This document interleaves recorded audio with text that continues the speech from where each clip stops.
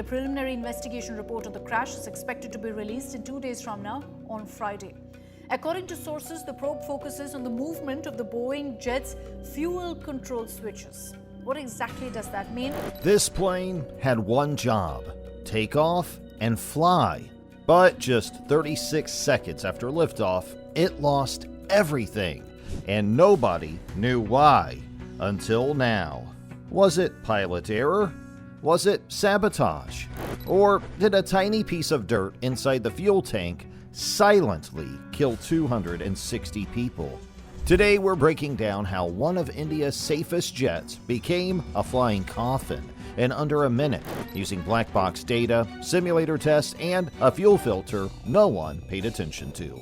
Right after the crash of Air India flight AI-171, the biggest question on everyone's mind was, how did this happen? It wasn't just a regular crash. It was sudden, violent, and unexpected. Everyone from the passengers' families to aviation experts wanted answers. So India's Aircraft Accident Investigation Bureau, or AAIB, got to work immediately. Within a few hours, a full rescue and investigation team was sent to the crash site. Their top priority was finding the two black boxes from the aircraft. These aren't actually black. They're bright orange, so they can be spotted easily, but they're called black boxes because of their importance. One box records flight data, speed, altitude, engine performance, and other technical stuff. The other records everything said in the cockpit, including pilot conversations, alarms, and background sounds. These boxes are basically the plane's memory.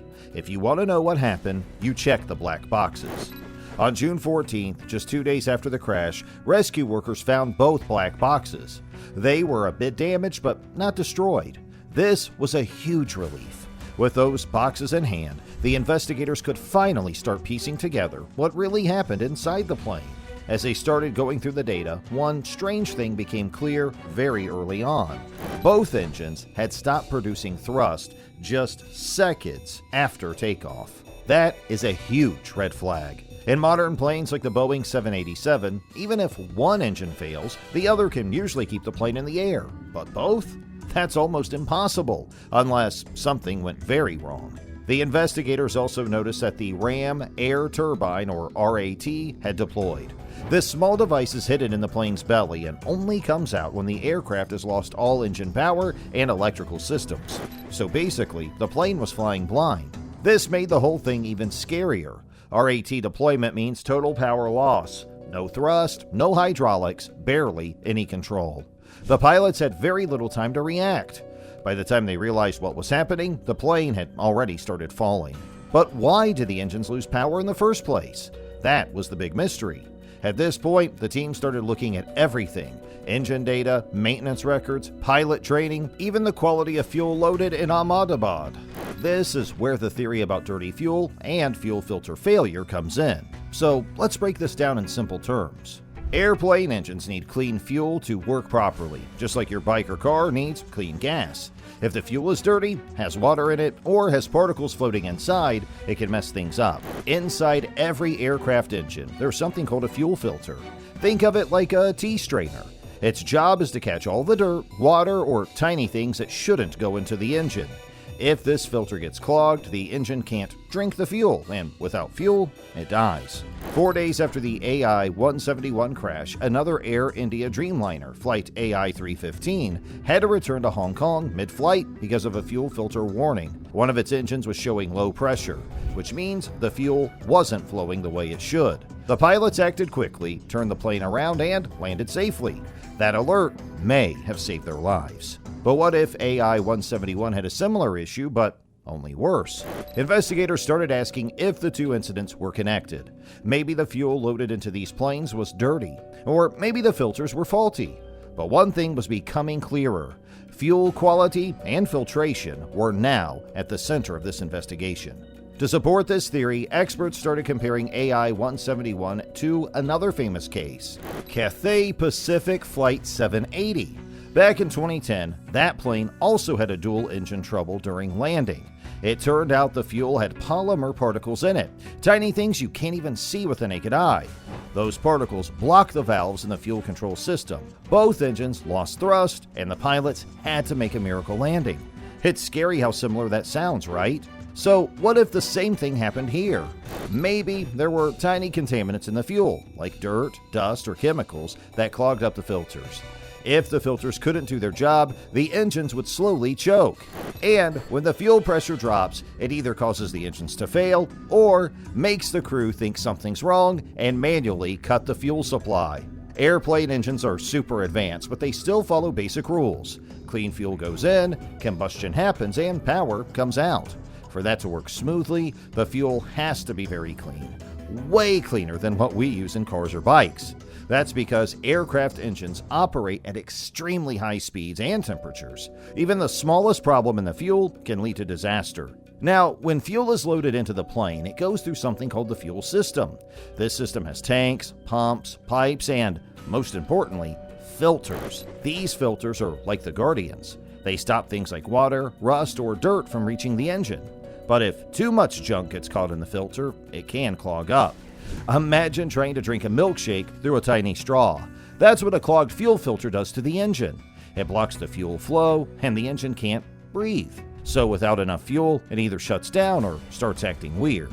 Now, think about this happening on a plane mid-air. Not good. In the case of Flight AI-171, experts believe this might be exactly what happened. The fuel loaded into the aircraft may have contained microscopic particles, so small you couldn't see them. But these particles could have started building up inside the filter. Once the filter got clogged, fuel pressure dropped. The engines didn't get what they needed to stay alive. When pressure drops suddenly, modern aircraft systems might give a warning. Sometimes these warnings make the pilots think there's a fire or fuel leak. That's when they might decide to flip the fuel control switches to cut off, just to reset things or prevent something worse. The big question is, who did it and why? Let's look at the first possibility, pilot error. Could the pilots have accidentally shut off both engines? Seems unlikely, right? These switches aren't like light switches in your house. They're protected by guard cover so that they don't get flipped by mistake.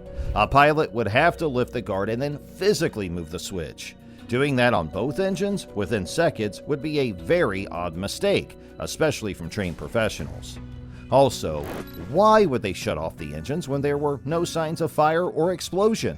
Normally, a pilot only uses those switches in an emergency, like if the engine is on fire and they need to cut off fuel to stop the flames. But in this case, the black box shows there were no fire warnings, no alarms, and no alerts that would cause the pilots to panic. Now let's look at the second possibility, system glitch. Could a fault in the engine system itself have moved the switches to cut off? That's a tricky one. In most modern planes, like the Boeing 787, systems are designed so that only the pilots can move those switches. But we've seen rare cases where electrical faults or software bugs can simulate a switch movement, or worse, cause a false signal. Some experts believe the clogged fuel filters may have caused sudden drops in fuel pressure, and that might have triggered a system response that somehow shut down the fuel flow automatically or made the pilots think they needed to do it themselves. So now, the mystery becomes even deeper. Were the switches turned off by the crew, thinking they were doing the right thing, or did a system error trick them into it?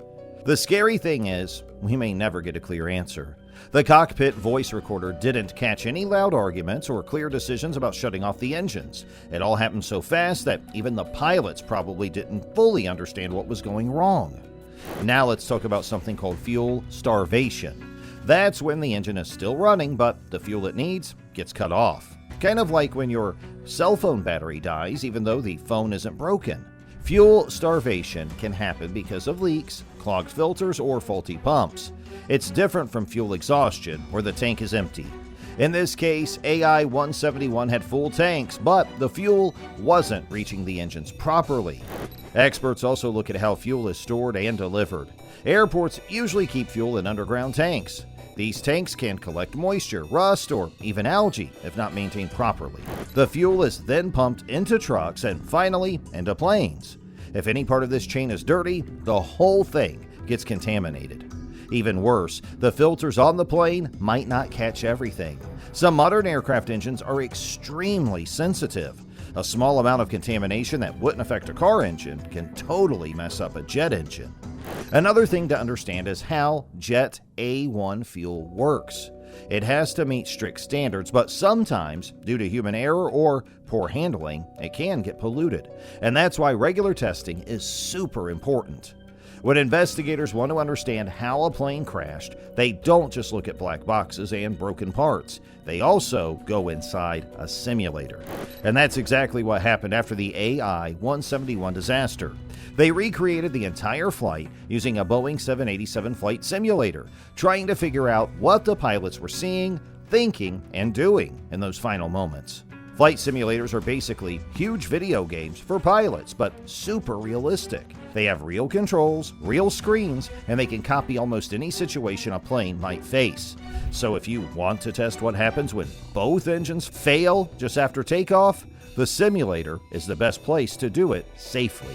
So that's what they did. The investigators entered all the flight data from AI-171 into the simulator: the speed, altitude, weight, weather, and even the timing of when the engines lost thrust. And then they hit play.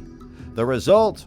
It was terrifying. Once the plane took off, the first 20 seconds felt normal. But then, just like in the real crash, both engines started losing power at the same time.